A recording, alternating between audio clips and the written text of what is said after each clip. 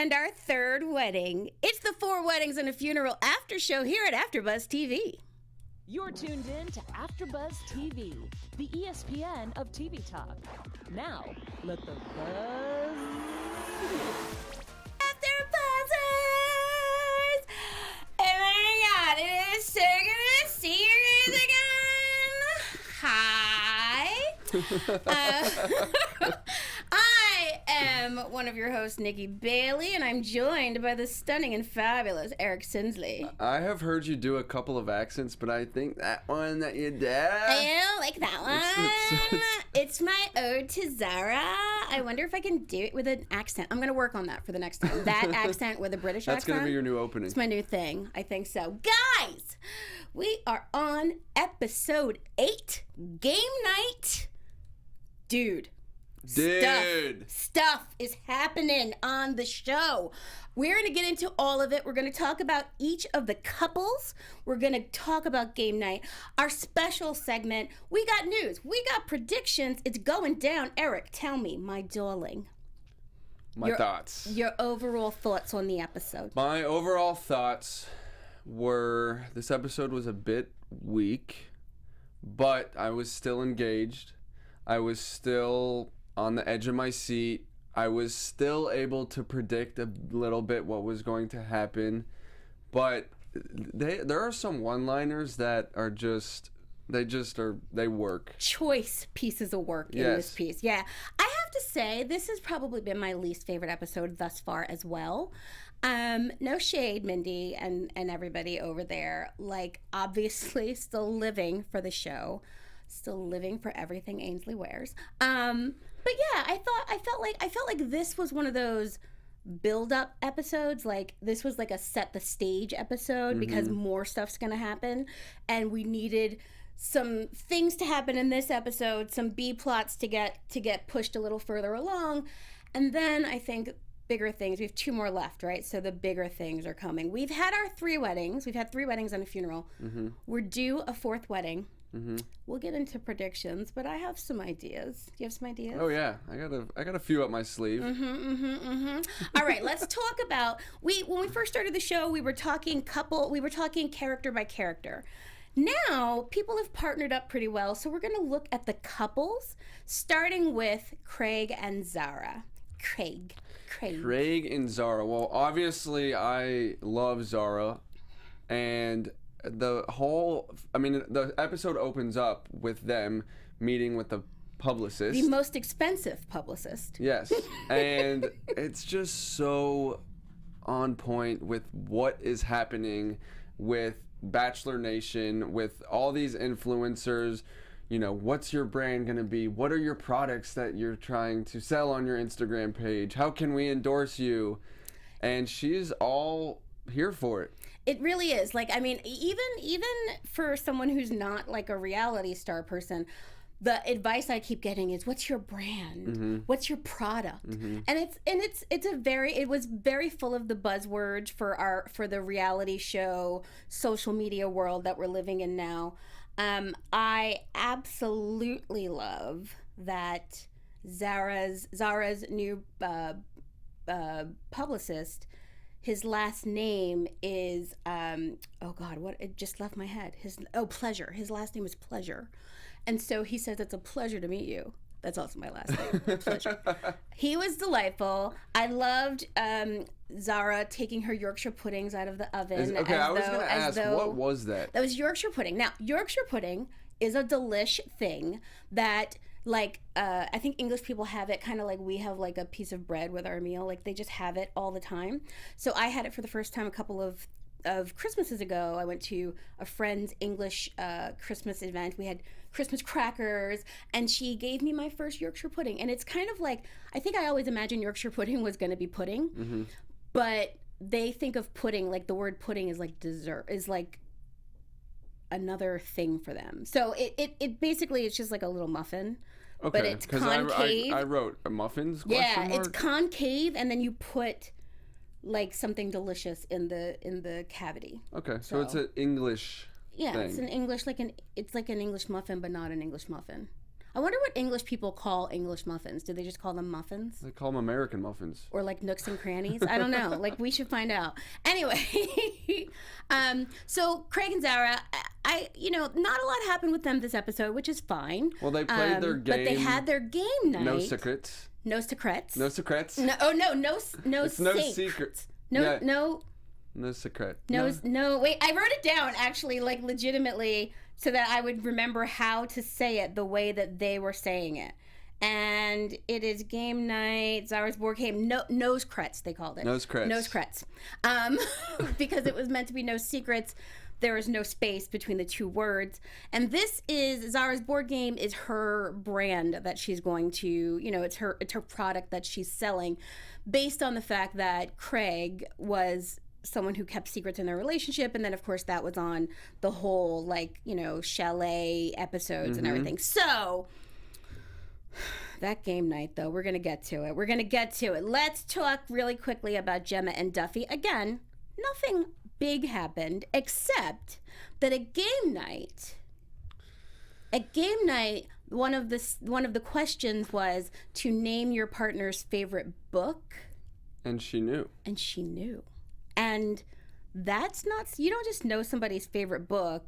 Yeah, because they went around, and we'll talk about game night like you said, but they went around the room and some couples knew. Right. Most did not. Yeah.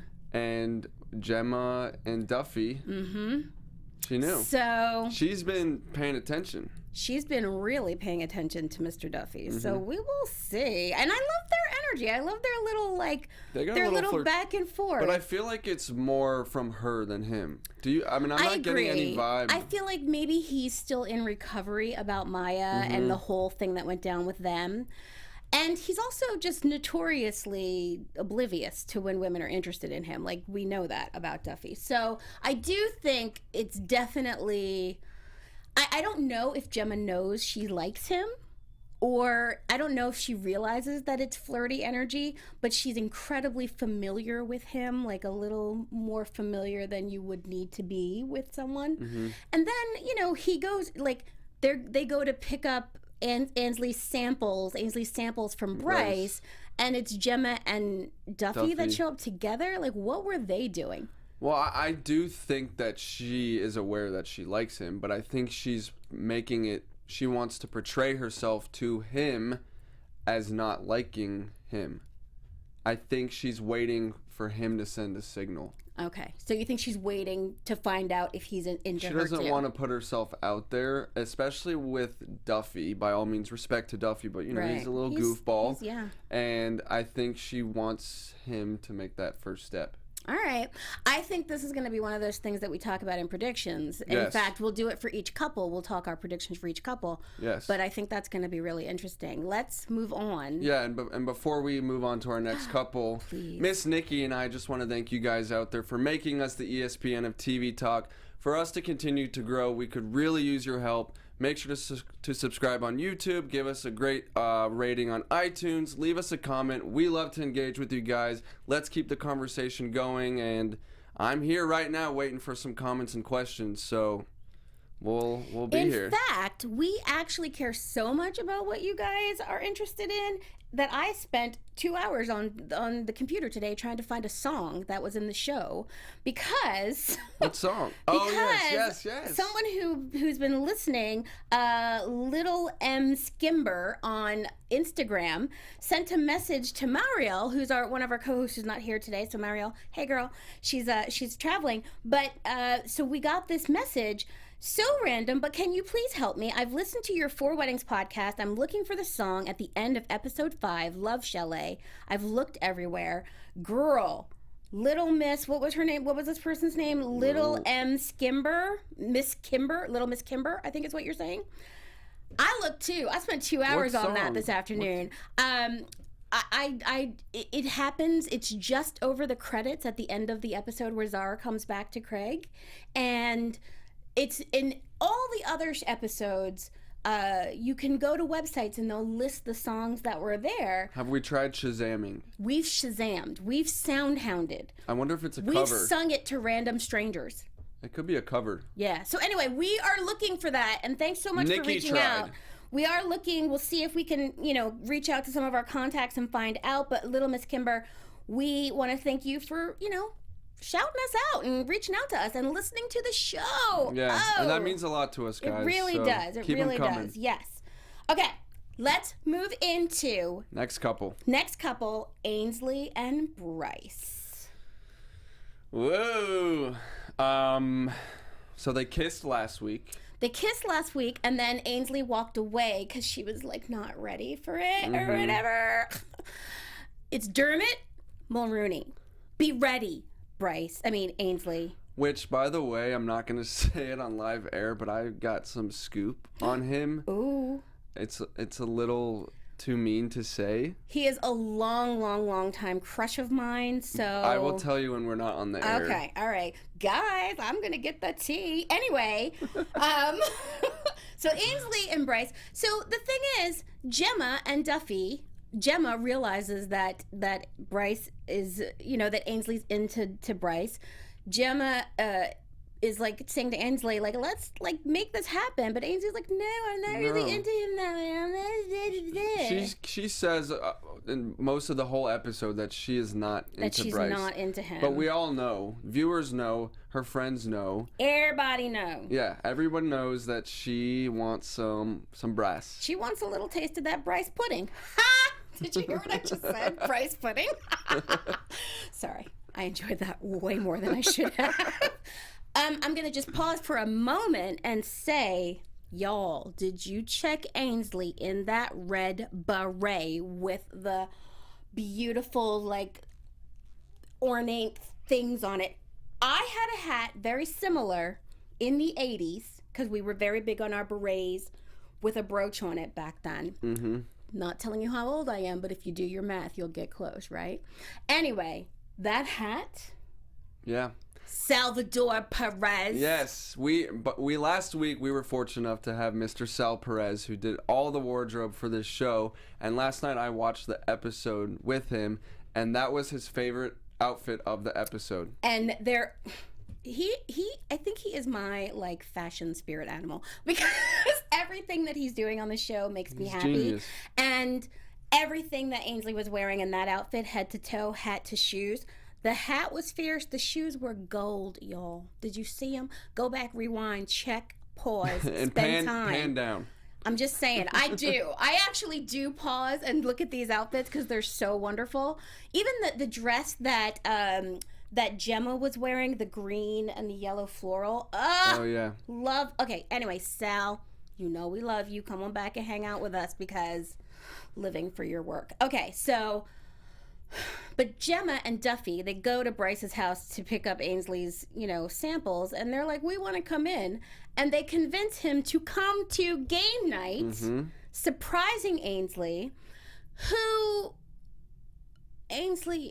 girl. Can you just remind me, because I'm having a little blank, on last week's episode, did Ainsley make it clear to Bryce that she was not she didn't was with say. someone? She didn't. She said she was seeing someone She said else. she was kind of seeing someone, and then she ran away. Yes. But like she's been avoiding him since then, so we don't know. And then so by Duffy and Gemma going over and inviting Bryce is probably like, well, maybe there's something there. Because he opens the door and says, it was too awkward for Ainsley to come. And they're like, yeah, basically. Mm-hmm. So he comes to game night because he's interested, obviously. We'll get to game night in a minute. What did you think of Maya coming home and Ainsley's in her bedroom, sitting on her bed, and she's like, were you with Kash last night? Did you think Ainsley was getting close to something there? It's hard to say if Ainsley is playing dumb or if she's playing like genuinely dumb, or if she's playing dumb to see if she giving Maya the opportunity to come clean. Yeah. I think she's in denial about it, to be honest. Ainsley, I think she's in denial. Yeah. And so I'm really looking forward to seeing how that plays out, because girls, we all know. We have rules, okay? You do not mess with your best friend's ex. Ever. End of story. No discussion necessary. But if you're going to do it, is there a right way to do it? How should have Maya gone Okay, about so let's this situation? get into Kash and Maya then. The way Maya's doing it is wrong. 100%. Wrong. And Maya seems like the type of woman who would not do right. this. It's like honestly, no. She is the type of woman who would do it because the story opens with her cheating. True. With her as the other woman right, I take that back. her. So, I mean, Maya has some questionable, morals here when it comes to men and her choices. And look, I get it. They had a meet cute in the airport. Maybe he is the one, but I mean, I think that a really important question was asked when Kash was like, "Am I worth the risk?" And she was like, "I don't know." Mm-hmm. But she eventually comes around. But I think the way she did this whole thing was wrong. The whole fact that they're spending weeks together, not like a couple of days, but weeks seeing each other behind Ainsley's back, hanging out. They're not kissing, but they're basically courting the way Kash's culture would have had him court with Fatima.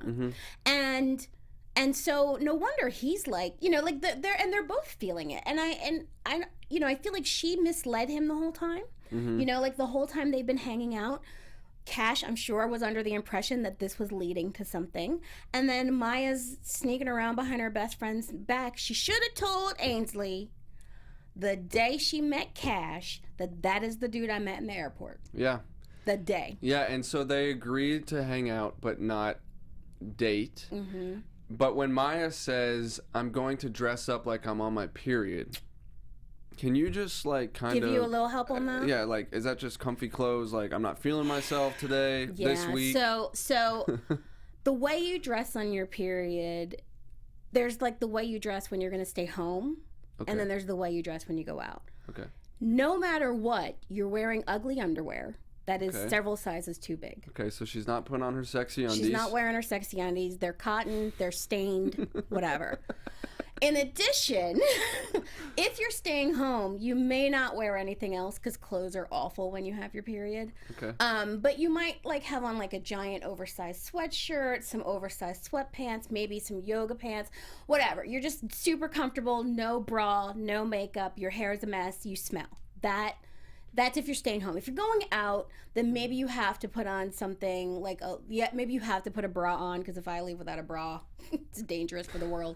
But you put on a bra, like what she was wearing, because she had on denim overalls and a gray sweatshirt and a hoodie and whatever.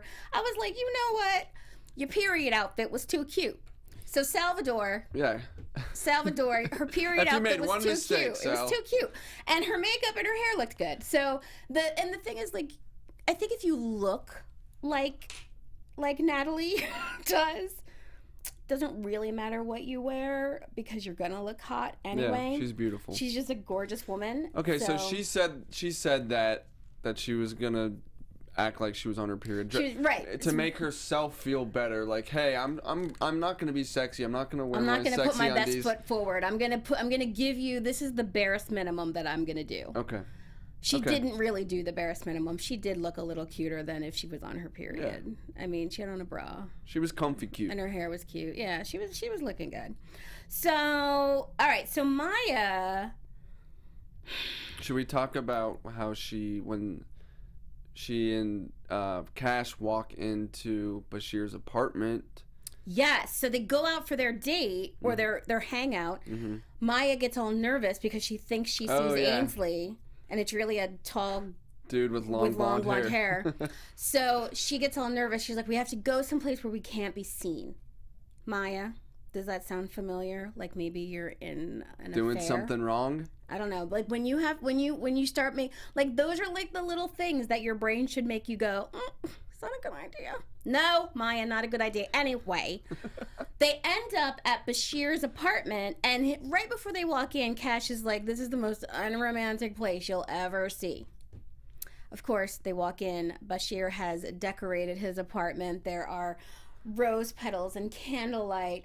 But at first, I really did think that all those flowers and rose petals were from Kash to Maya. Really? Yeah. Did you think I thought maybe Basheer had set it up for them. Yeah, that's what I meant. But I didn't think Kash was in on it. I felt like that's what I would have thought. I thought, yeah, okay, good. So that's what I thought. I thought like maybe Basheer did this to sort of push them, you know, because he knows. Yeah. He was there with the kiss. By the way, last episode I said I hadn't gotten to finish it. Yeah, what did you think of the kiss?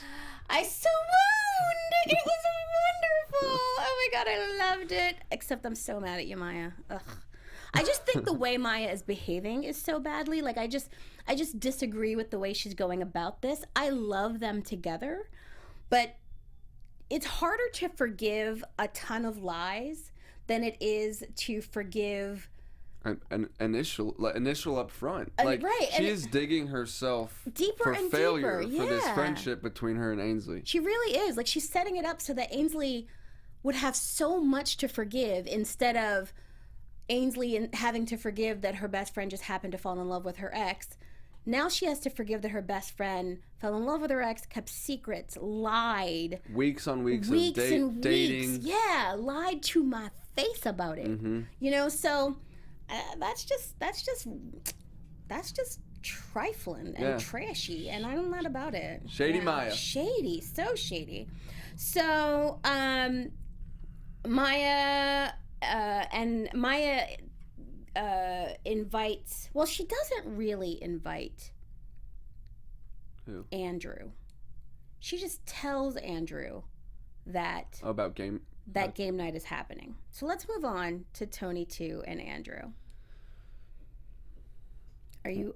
I'm so here for it. I'm here for them. I mean, it starts out with them waking up in the same bed. Mm-hmm. So they obviously spent the night together. They seem very happy. Mm-hmm. And then... And right away, though, in bed, the first thing that comes up is the class difference between them.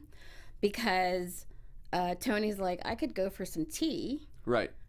So that's...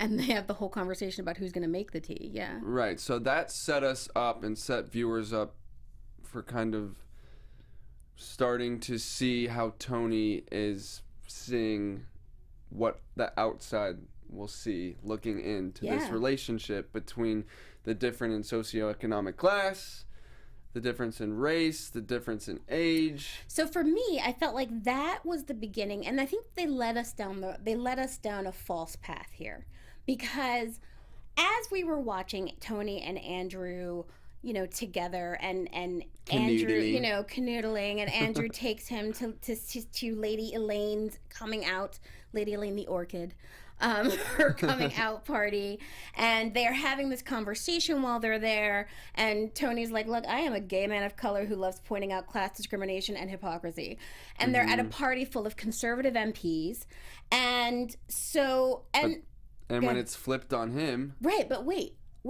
so Andrew introduces Tony as his date. Mm-hmm. And Tony, though confronted with some really like harsh language about foreigners from the other guy at the party, Tony handles it with aplomb. Is that how you say that word? Aplomb. Anyway, he handles it well. I have a master's degree. Anyway, so he handles it really well, and he says something sort of snarky but also kind of funny, and he becomes the hit of the party. Mm-hmm. But then, fast forward, they're walking down the street, they run into Tony 1, and Tony 2 denies Andrew. And says that Andrew is his friend. And the fact that, like, even Andrew didn't even... Like, Andrew obviously understood that, because then we see, fast forward a couple of weeks, they're having dinner at a Caribbean restaurant. Andrew decided to stick it out. Like, he saw that happen, probably understood it, decided to stick it out. And then at the Caribbean restaurant, Tony, too, breaks up with Andrew and says, I can fit into your world without even trying, which is true. If you're a person of color, you learn how to fit in with dominant culture. You have to. But he says, but I don't think you can fit in with mine. And I wrote in my notes, but Andrew seems to be trying. But when Tony and Tony ran into each other on the street, Tony 1 was telling them that they were going to this club, or it had a strange name, and Andrew didn't understand where that was, what that was. No, he did. He understood, but he made a joke about it. So. Oh, see, I didn't even catch on to that. Yeah, so he understood. Like the club was like something that sounded like a restaurant, and so Andrew's like, "Oh, that sounds tasty," and Tony One's like, "It's a club," and Andrew's like, "Yeah, I know. I was making a joke." But maybe that joke, that old dad joke, was the final straw for Tony too. See, I don't think so, because I felt like Andrew has already shown that he's comfortable in gay clubs. We've seen him in gay clubs. So that's not the issue. And then... But I'm saying the joke alone, like, it wasn't, like, it was an old dad joke. I understand, like, it was an old dad, you're right, it was a dad joke, but still... So you don't think that... No, okay. because I feel like, because for me, like, I am someone who is in an interracial relationship, and I know that my partner who is white has to work hard to understand my experience, and she does that work. And I'm like, well, here's Andrew at the Caribbean restaurant. Like he's not trying to shirk. He wants to be a part of Tony's life. He wants to know. He wants to. He even says, like, I want to experience your food. I want to experience your culture. He's trying. Yeah. So then I thought, well, what could be going on here? And then I wrote, is it his politics? And I didn't know what I meant by that until later, when we find out that Andrew's politics have him voting for an immigration bill. I don't know if they call them bills in England, but for an immigration law that would be detrimental to immigrants. Mm-hmm. And then we find out that Tony is an immigrant. And he doesn't have his voting papers. And he doesn't have his papers. He's not a legal citizen in the UK.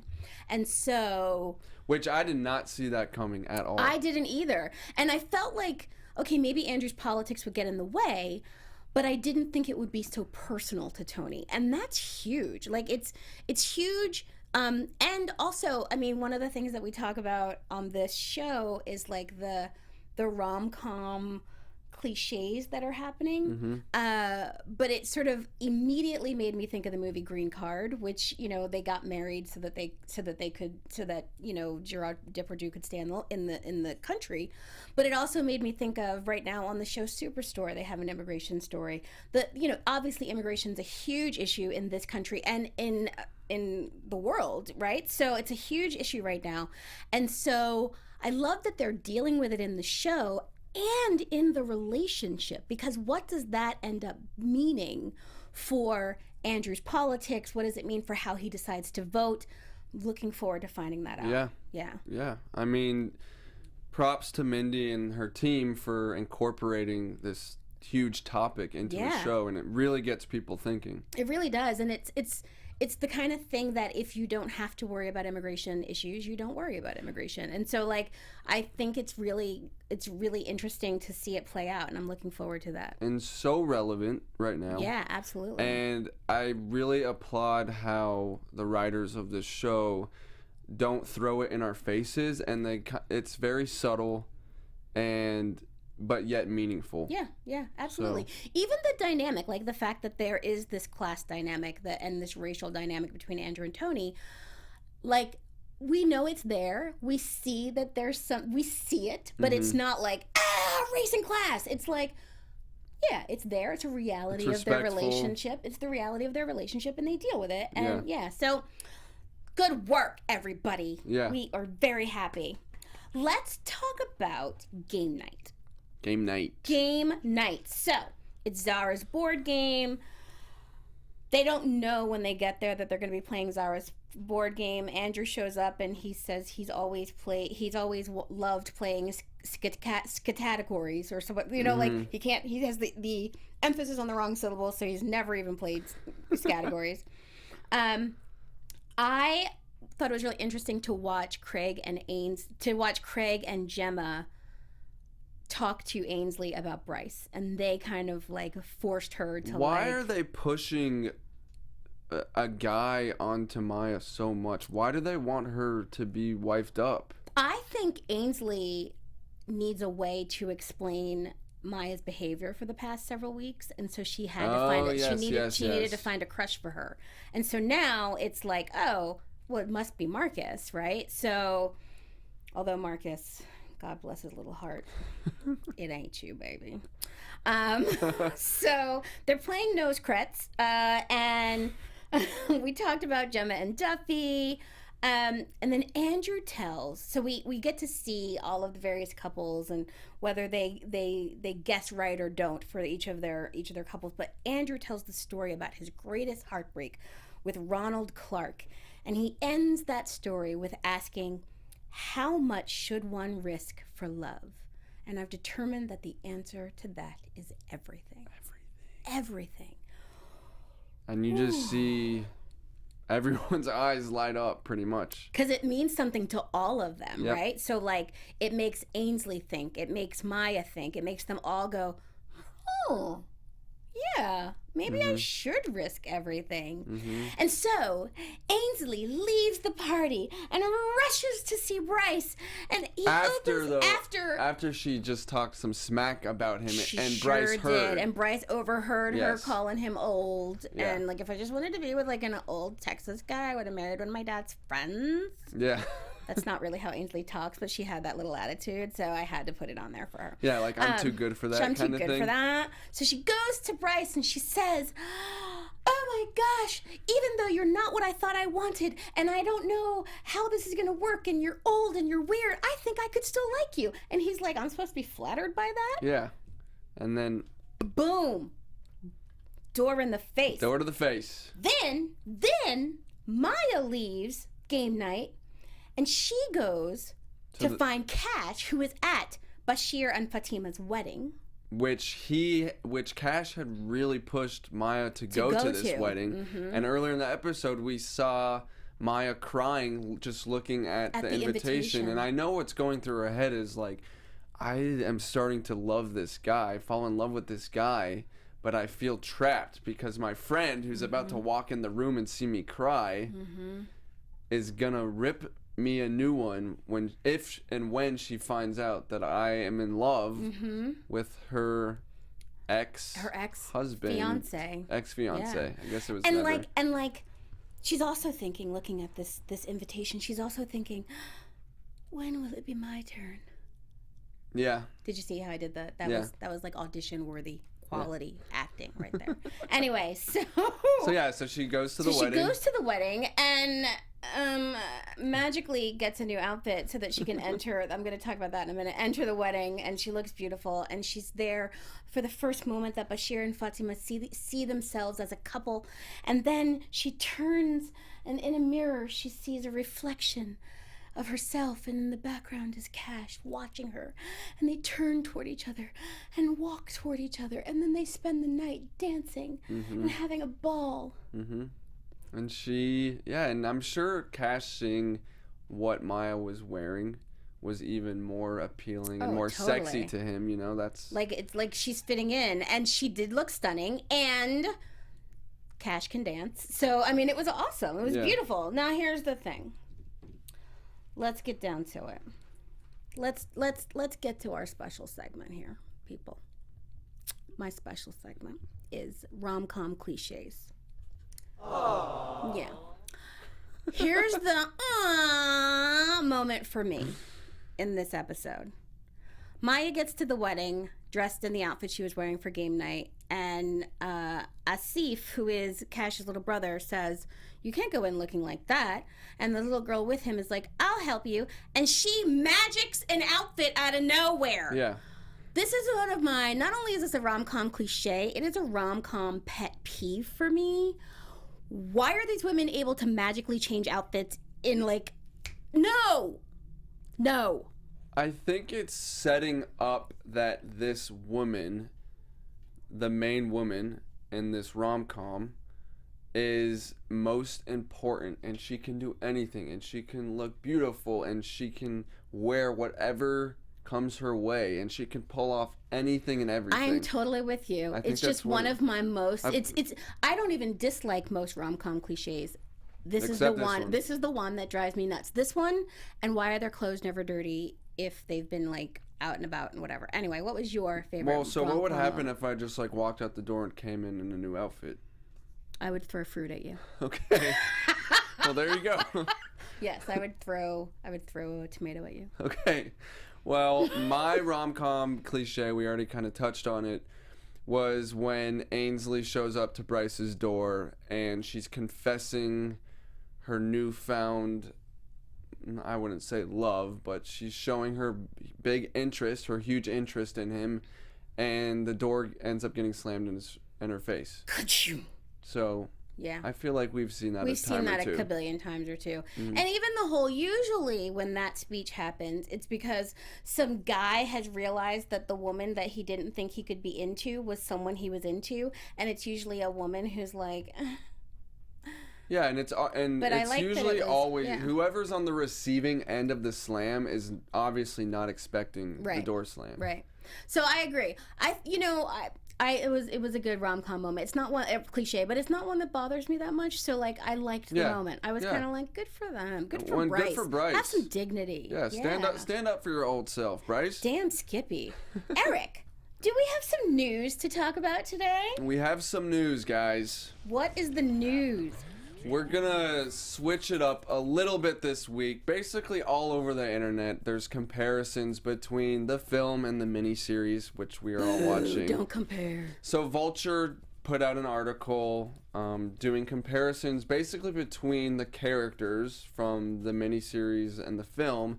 And so I am going to quiz you and time you. Oh, no. And I am going to see if you can answer these questions in 45 seconds. Okay. Are you ready? I'm ready. The first one, the protagonist in the movie. Helena Bonham Carter. I don't remember her character name. Is that what I need, her character name? It's Charles. Oh, Hugh Grant. Yeah, just say character name. In the miniseries. Maya. All right. The main friends in the movie. I don't know their names. Do you don't know their character? I thought you were a huge junkie. I love the movie, but I can't remember their names. All right, I'll help you out. Scarlett, Matthew, Gareth, Fiona. Yes. Okay, miniseries. Maya, Duffy, Ainsley, Craig. Okay. All right, we're gonna say a minute. 2 major weddings from the movie. I remember the funeral. You guys should be trying this too, guys. Oh my gosh, I can't even think who gets married in the Hugh marries Fiona. Hamish, initially, but yes. And then Charles. I don't know. And Henrietta. All right, the miniseries. 2 weddings thus far. Fatima and Basheer, and Zara and Craig. Yes. All right, funerals in the movie. I don't remember. It was like somebody's uncle or something. I don't remember. It was somebody's uncle. Right? Yeah. Miniseries. Poor Quentin. Okay, the friend pining for another friend. In the movie. In the movie was not Hugh Grant, the other one, or was it Hugh Grant? No, it was the other guy. Charlie. I don't remember. It was Fiona pining for Charlie. All right, you're making me look bad. I know. Okay. The miniseries. Duffy for Maya. All right, last one. Declaration of Love in the Rain. Oh, that was the movie. That was Hugh. Mm-hmm. And then Duffy in this one. Yeah. All right. We'll give it to you. I have to say I loved the movie, but it was a long time ago, and I did rewatch it before we started this, but it's out of my brain now. I purposely did not, because I'm going to watch it once we finish the series. See, I rewatched it because I love the first scene where they're just saying the F word over and over, but I also rewatched it knowing that this was not going to be a remake. Like, I knew it was an inspired by, you know what I mean? Mm-hmm. And so, but it's so, this has completely wiped over the movie for me now. Really? Yeah, because, I am so invested in this show that, the movie is, I'm I don't want it in here right now. It's messing up. So I've removed it from my brain so I could completely commit to this. Well, and that's good because, like we've said, many of the critics are still comparing. Which is dumb. Yeah. Don't compare. Dumb. Anyway, let's talk predictions. All right, we're going to go couple by couple. Oh, we're doing couple by couple? All right. Who's first? Let's do Craig and Zara, because we find out at the end of this episode that Zara is Prego. Prego is prego. So obviously, because that's her new legacy, is that she has a baby. I think that Craig is going to realize and decide that he needs to have his other daughter in his life as well, and he's going to reach out to Molly to see if he can have Molly be a part of his new family. That's deep. I'm going to stay a little more simplistic, and I'm going to say that in the next episode or the one following, we're just going to start to see that baby bump. Yep. Gemma and Duffy? Gemma and Duffy. I'm going to take back what I said earlier about Gemma, and I think that she is going to make the first move. I agree. I think that's going to happen. They're going to have sex. They're not going to be sure what to do with it, and then will the glasses come off during sexy time? Oh, yeah, they will. Ainsley and Bryce. Ainsley and Bryce. I think we're gonna... Oh, I don't even know. I think Ainsley's gonna, think about what she said to him, realize that she was being, icky. She's gonna go make a heartfelt apology, and he's going to crumble because they are adorable together. And she's going to move back to Texas with him. I think he is not going to crumble. And I think Ainsley's going to be left brokenhearted at the end of this series. Ooh, that is way harsh, Eric. Truth hurts. Truth hurts, as Lizzo would say. Anyway, Tony and Andrew. I think they're going to stay together. I think they're going to stay together. I think Andrew is going to arrange for Tony to get his legal papers. Yes. And I think they're going to fight about whether or not Andrew needs to change how he votes and change his political party.